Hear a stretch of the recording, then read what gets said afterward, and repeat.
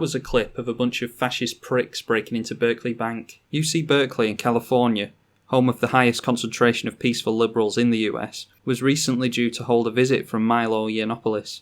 Milo, of course, being considered alt-right, although he's actually quite conservative on a lot of subjects, and often only leans right on social politics such as feminism and Black Lives Matter. This is how the regressive left responded to the idea of Milo Yiannopoulos being allowed a platform on which to express his opinions, and make good use of his free speech.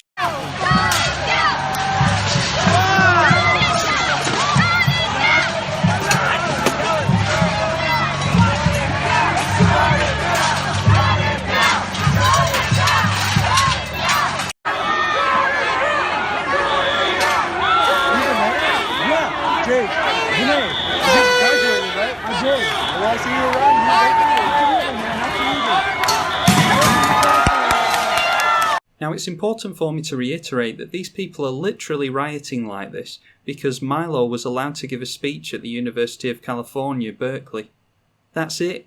There's not been any hate crime committed, no murder, no bomb threat, no terrorist activity that sparked all this. They're literally rioting because they're anti-Republican. Take a look at what one of these regressive faggots had to say. So what's going on here? We're here protesting Milo Yiannopoulos, the poster child for the alt-right, and has chosen to use the space here at UC Berkeley to peddle his smut, peddle his racism, his white nationalism in the guise of innocent free speech. Ever notice how these cunts always use blanket statements and never actually go into specifics as to why someone's a fascist or a Nazi or whatever their word of the day is? And why are they so concerned with covering their face? It's because they went to this so-called protest with every intention of committing illegal acts, that's why. And I love this genius. He wants to cover up his face to protect his identity, but doesn't think to wear gloves to cover up his tattoos, which is an easy way of identifying someone. Fucking mong. But we've chosen as a collective group, as students, as locals, as trans, queer, straight, black, white, brown, and all other colors of people who've chosen to stand here and say no safe space for fascists. You do realise that it was you lot who invented the whole safe space thing, right? And I've watched Milo's conferences, and he lets anyone in. People from all over the political spectrum speak to him and debate him on any issue. And why is he fascist again? That word is quickly losing all meaning because of you lot, and I'm yet to hear anyone actually explain why he's a fascist. So that's what's going on. People are shutting it down. Do you think the university should have shut down the protest before it even happened? Or shut down the event? Absolutely. I think our collegiate institutions in the United States are a great platform for political activity, and I think the UC Berkeley of all institutions should have taken a hard stance against this. So it's a great platform for political activity, but it should have been shut down because of political activity. You don't make any fucking sense, mate. And I don't think that I think they pretty much failed their constituency in allowing something like this to happen. I mean, it's kind of a catch-22 because free speech and all, the First Amendment's a great thing, but, you know. No, I don't know. Why don't you tell us? When people are inciting genocide and... Whoa, mate, hang on a second. You just said that the First Amendment is a great thing, and that this is a catch-22. So you do see what a hypocrite you're being, don't you? When people are inciting genocide and... Right. Apparently not. And nationalistic, xenophobic tendencies. I mean, we're going down a rabbit hole. It sounds a lot like 1930s Germany right now. That's ironic because you've left Berkeley looking like Germany did after World War II. And was that a sneaky comparison of Trump and Hitler? Like I didn't think you were stupid enough already, you had to pull that one out of the bag. So I think the university definitely should have shut that down. Awesome. What do you think of the violence that's incited here with them burning the lamp and everything? So far I haven't seen any violence.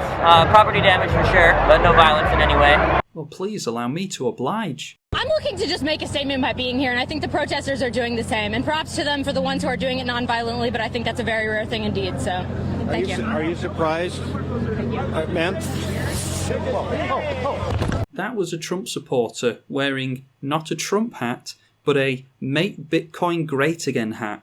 She gave an interview to a local media source, and then some regressive cunt sprayed her in the face with pepper spray. This is a slippery slope we're on, and I cannot believe that I'm witnessing this happen in America of all places. In the Middle East, they're throwing acid in women's faces, and we're rapidly approaching that reality in our culture if we don't stop this shit soon.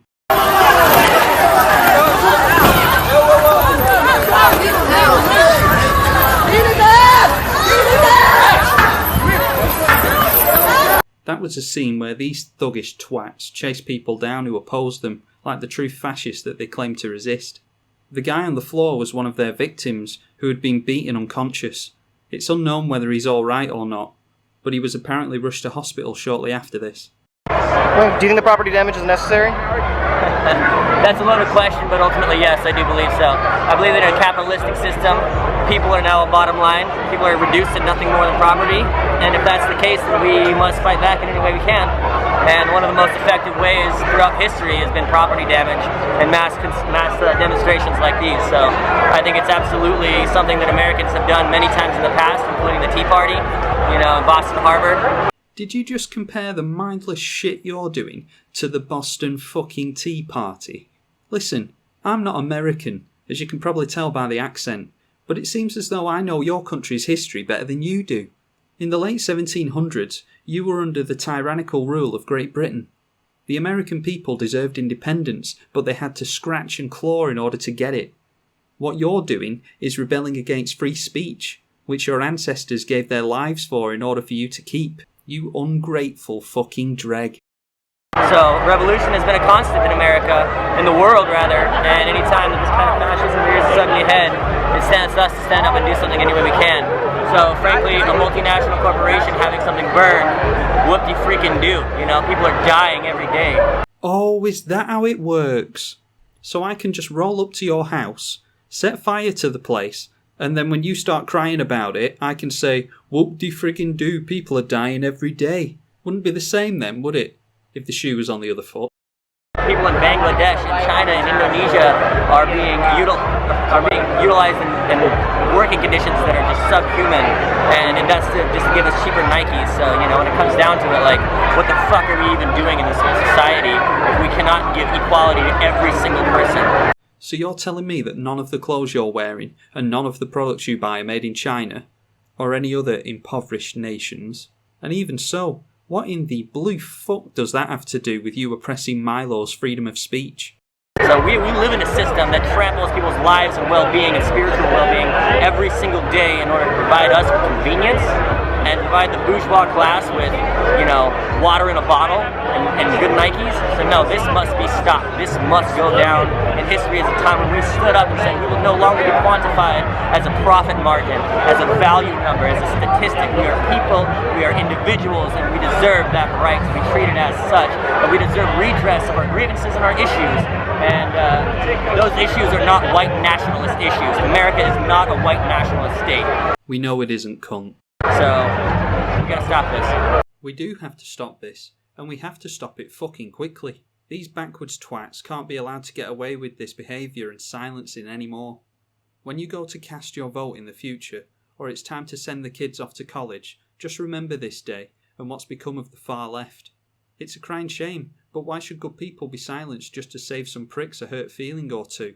They shouldn't, and it's important to remember these events as the news articles keep coming and we all start to worry about something else next week. But just keep all this in mind, because it's not going anywhere until we deal with it. Stick together, cunts. See you later.